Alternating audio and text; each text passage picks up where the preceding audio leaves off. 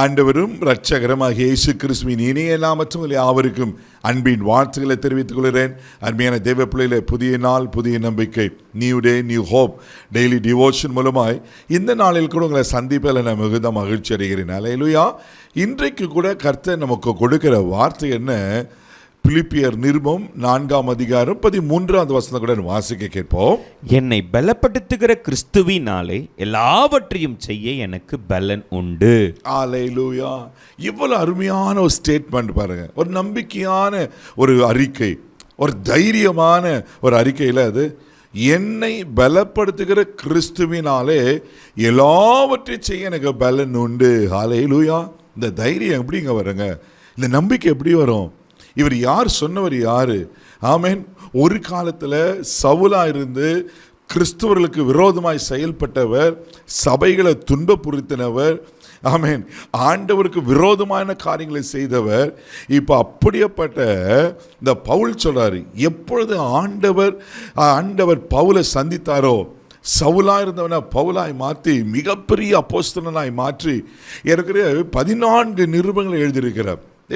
திருச்சபை வளர்ச்சிக்கு அப்போஸ்தலனாகிய பவுலுடைய காரியங்கள் மிக மிக முக்கியமானது. இந்த திருச்சபையினுடைய அடிப்படையான சத்தியங்களுக்கு இவர் மிகவும் ஒரு பயனுள்ள பாத்திரமாக கர்த்தர் பயன்படுத்துகிறார்.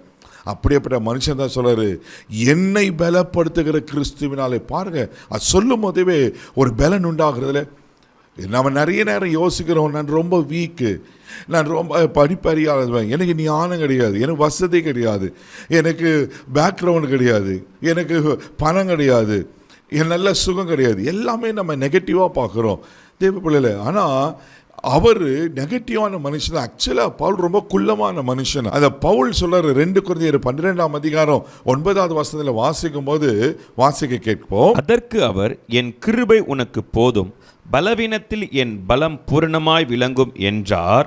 ஆகையால் கிறிஸ்துவின் வல்லமை என் மேல் தங்கும்படி என் பலவீனங்களை குறித்து நான் மிகவும் சந்தோஷமாய் மேன்மை பாராட்டுவேன். ஹல்லேலூயா.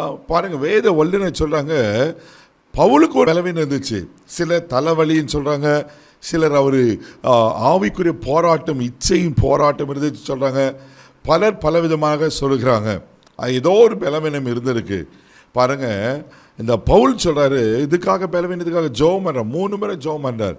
ஆண்டவர் சொல்லிட்டாரு, உன் பலவீனத்தில் என் பலன் பூர்ணமா விளங்கும். பவுலை பயப்படாத, உன் பலவீனம் இருக்குதே தெரியும், ஆனால் உன் பலவீனத்தில் என் பலன் பூர்ணமாக இருக்கும், ஏன்னா என் கிருபை உனக்கு போதும். அல்லேலூயா. அந்த கிருபையை பவுல் சார்ந்து கொண்டதுனால்தான், அந்த கிருபையின் மேலே பவுல் நின்றதுனால்தான் தைரியமாக சொல்றாரு, என்னை பலப்படுத்துகிற கிறிஸ்துவினாலே எல்லாவற்றையும் எனக்கு பலன் உண்டு. கேட்டுக்கொண்டிருக்க அன்பு தேவ பிள்ளையே, ஒருவேளை நீங்கள் என்ன காரியத்தில் பலவீனமாக இருக்கீங்க தெரியல, எப்படியாப்பட்ட முள் உங்களுக்கு கொடுக்கப்பட்டிருக்குன்னு தெரியல, எப்படியாப்பட்ட சோர்வுகளை நீங்கள் சந்திச்சு கொண்டிருக்கீங்க தெரியல, இன்னைக்கு இந்த காலையில் கர்த்தர் நம்ம கொடுக்குற வார்த்தை, ஆமென், நான் உன்னை பலப்படுத்துவேன்.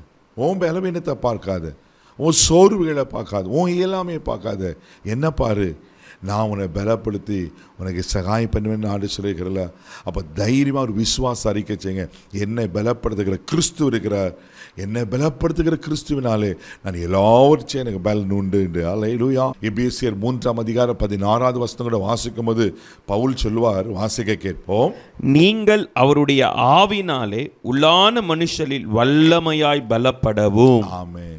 உள்ளான மனுஷனில் சரீர பிரகாரமான பலன் அல்ல, தேவ சித்தத்திற்கு செய்வதற்கான பலன் மாத்திரமல்ல, தேவனோடு நடக்கிறதுக்கு வேண்டிய பலன் மாத்திரமல்ல. தேவ பிள்ளை, உள்ளான மனுஷனில், ஆவி மனுஷனில் நீங்கள் பலனாக இருப்பீங்கன்னா, ஆமென், ஆண்டவர் உங்களுக்கு கொண்டு செய்ய வேண்டிய அத்தனை காரியம் செய்து முடிப்பார்.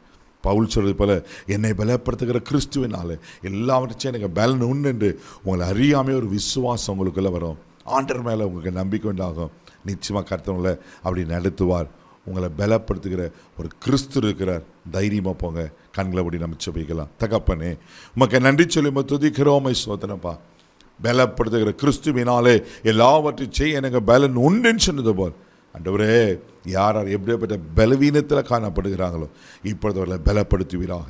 அவர்களுக்கு எதிராக செயல்படுற முள் அன்றே மக்கள் சோத்திரம் உடைக்கப்படட்டும்.